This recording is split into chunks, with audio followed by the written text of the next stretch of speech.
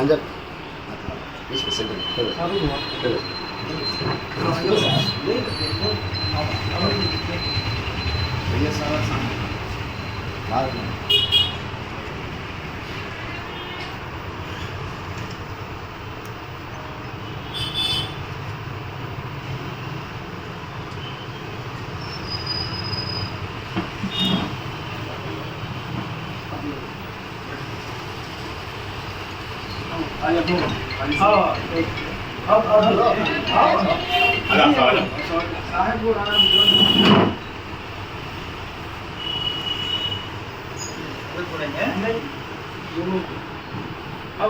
आप सबको दे दीजिए आप आइए आप सब आओ अंदर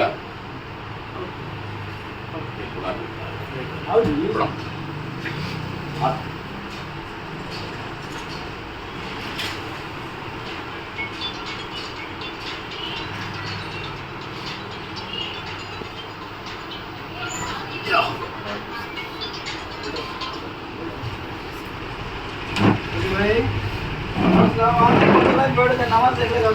అస్సలాము అలైకుం రహమతుల్లాహి వబరకాతుహు. ఈరోజు తాడిపత్రి పట్టణంలో మన ముస్లిం సమైక్య వేదిక ఆఫీస్ నందు ఉలమాల యొక్క ఒక బృందం తాడిపత్రికి చేరుకుంది. మన గ్రేటర్ రాయలసీమ ఇమాం మౌజన్ కౌన్సిల్ తరఫున సర్కాజీ గారు కదిరి నుంచి రావడం జరిగింది. అలాగే మన ఆఫీస్ గారు కానీ మన తాడిపత్రి సర్కాజీ మరియు ఉలమాలు కానీ ఈ ప్రోగ్రాంలో పాల్గొంచుకోవడం జరిగింది. ముఖ్యంగా ప్రతి సంవత్సరము వీరు క్యాలెండర్ ఆవిష్కరణ చేస్తారు. ఈ క్యాలెండర్తో వచ్చే డబ్బును ఇమాంలకు మౌజన్లకు మరియు పేద ముస్లింలకు వాళ్ళ యొక్క ముఖ్యమైన ప్రయోజనాల కోసము వీళ్ళు వాడుతుంటారు. ఈరోజు ఈ క్యాలెండర్ ఆవిష్కరణలో మన సర్కాజీ గారు ముఖ్యంగా ఇమాం మౌజన్లు ఏవైతే కష్టాలు పడుతున్నారో వాళ్ళ గురించి వివరించడం జరిగింది. అలాగే మన ఆంధ్రప్రదేశ్ ముఖ్యమంత్రి గారు నారా చంద్రబాబు నాయుడు గారు 2017లో ఏదైతే చెప్పినారో ఇమాం మౌజన్లకు ఇది మనం జీతం కాదు, ఇది మన తరపున తోఫా అని, అలాగే ఆ తోఫాను ప్రతి ఒక్క నెల క్రమం తప్పకుండా వాళ్ళ అకౌంట్లో వేయవలసిందిగా మనం మనవి చేస్తున్నాము.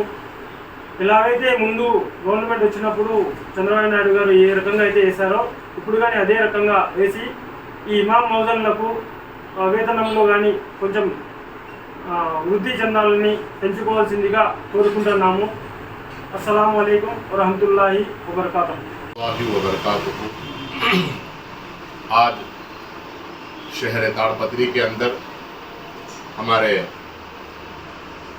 अल अनवर ज्वेलर्स अनवर साहब के दुकान में ताड़पत्री के सदर काजी आली जनाब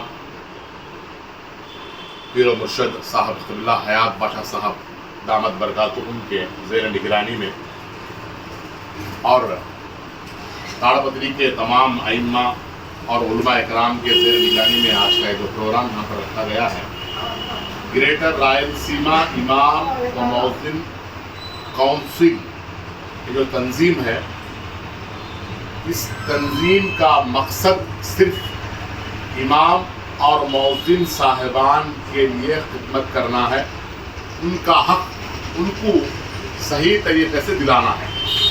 इस मामले में अल्हम्दुलिल्लाह ग्रेटर रायलसीमा इमाम मौज़िन काउंसिल के रकम जो गरीब, यतीम और उसके साथ साथ ज़रूरतमंद, बीमार, लाचार जितने भी आइम्मा और मौज़िनीन हैं, वो अगर खिदमत करते करते रुक गए किसी बीमारी की वजह से, या नहीं बोले तो एकदम खिदमत नहीं कर सकते, उनके हालात साथ नहीं दे रहे तो घर के अंदर है, तो उनके घर के अंदर उनकी बच्ची की शादी वगैरह होने वाली है, या जो भी जितनी भी ज़रूरतें हैं, इन ज़रूरतों पर ये जो उसकी आमदनी की रकम है उनके लिए इस्तेमाल करते हैं।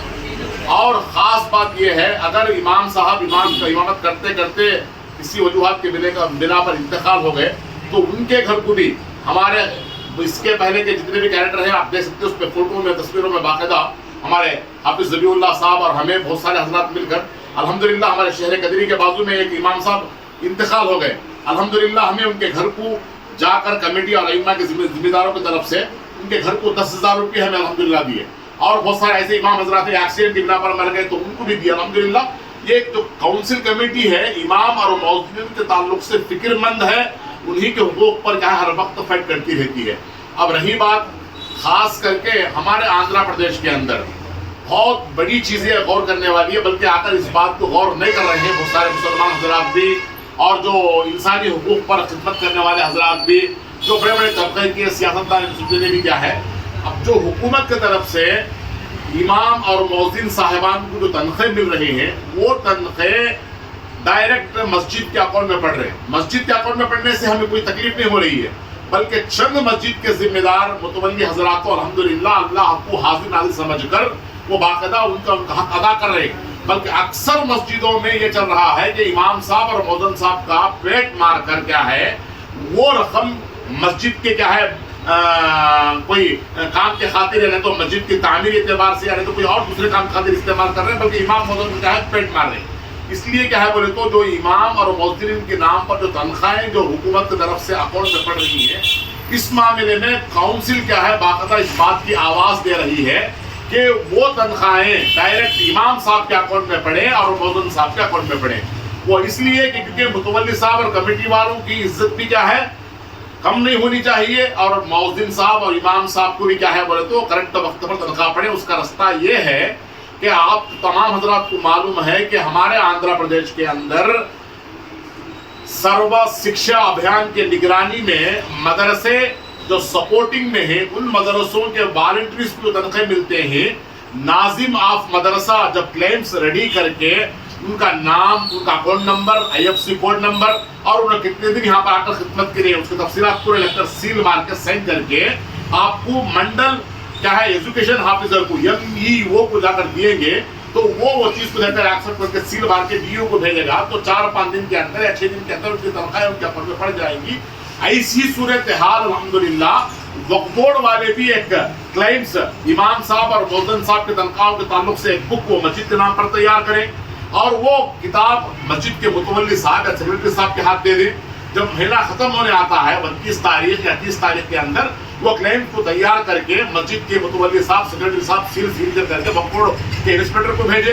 وقف بورڈ کے انسپیکٹر کیا ہے اوپر کے اسٹیٹ وقف بورڈ کو بھیج کر کیا ہے 4 تاریخ میں یا 5 تاریخ میں اگر ان کی تنخواہیں ان کے اکاؤنٹ میں ڈلا دیں گے تو ان کا پورا حق الحمدللہ ادا ہوگا حکومت دینے کے معاملے میں. اور کمیٹی والے حضرات بھی جو تنخواہ آپ پہلے سے دے رہے وہ بھی دیں ان کو تنخواہ, اب جو حکومت سے آ رہی وہ بھی. آپ حضرات باقاعدہ کیا ہے یوٹیوب میں اور گوگل میں اس بات کو جانچ کر لیں کہ جس وقت CM صاحب نارا چندرا بابو نائیڈو صاحب جب تنخواہ الاٹمنٹ ہونے کے وقت میں تمام آندھرا پردیش کے ائمہ کو بلا کر گنٹور میں میٹنگ رکھے تھے, باقاعدہ وہ بتائے تھے کہ ہمیں حکومت کی طرف سے جو دے رہے ہیں وہ تنخواہ نہیں ہمیں تحفہ دے رہے ہیں. تنخواہ دینے کی ذمہ داری مسجد کے متولی کمیٹی والوں کی ہے.